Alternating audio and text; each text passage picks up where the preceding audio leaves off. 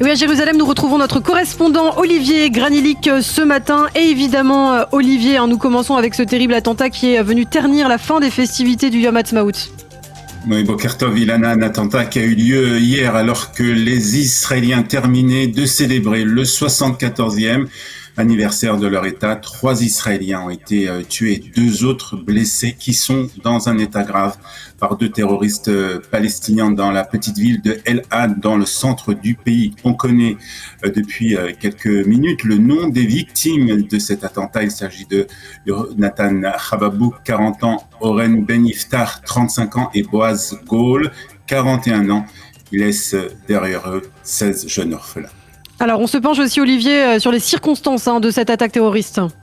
Et l'attentat a eu lieu hier soir aux alentours de 20h30, donc dans la ville de El Had, qui se trouve dans le centre du pays. 2 terroristes ont attaqué des passants à l'arme automatique et à la hache en criant Allahu Akbar dans une rue principale de la ville avant de prendre la fuite en voiture.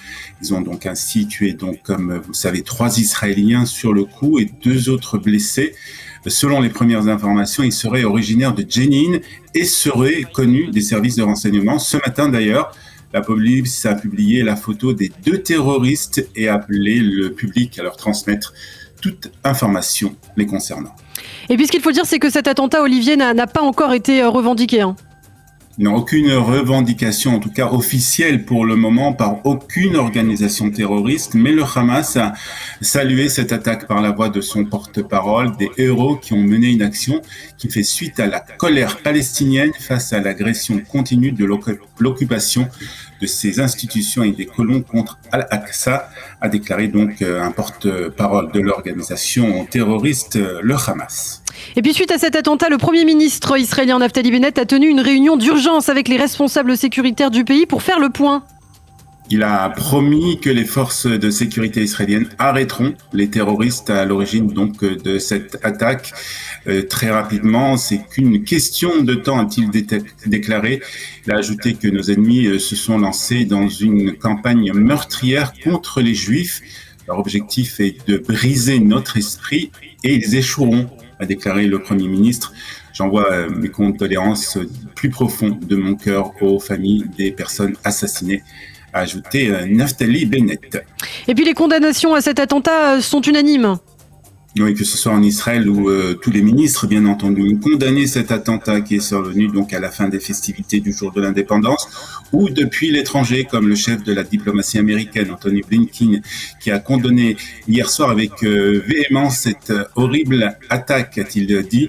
Une attaque horrible qui a visé des hommes et des femmes innocents, particulièrement odieuses au moment où Israël célébrait sa fête de l'indépendance, a déclaré le secrétaire d'État, assurant que les États-Unis se tenaient fermement aux côtés de leurs alliés israéliens. Ajoutons aussi que le chef de l'autorité palestinienne a lui aussi fermement condamné cet attentat. Les meurtres des civils palestiniens et israéliens ne font que conduire à une nouvelle détérioration de la situation à un moment où nous nous efforçons tous de parvenir à une stabilité pour en empêcher une escalade de la violence, a déclaré Mahmoud Abbas. Et puis au chapitre international, le président russe Vladimir Poutine s'est entretenu hier avec le Premier ministre israélien. En effet, le président Poutine a présenté ses excuses jeudi au Premier ministre Naftali Bennett pour les propos du ministre des Affaires étrangères en début de semaine.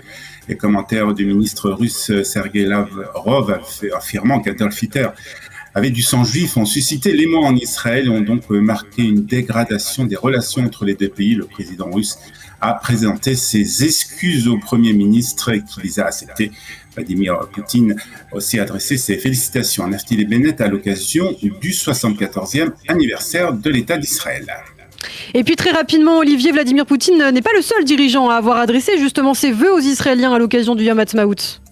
En effet, le président Macron l'a fait aussi. La proximité entre nos 2 pays s'enracine dans la richesse des liens humains qui nous unissent, en particulier grâce aux Français d'Israël qui font vivre au quotidien notre relation, a déclaré le président français dans une vidéo officielle.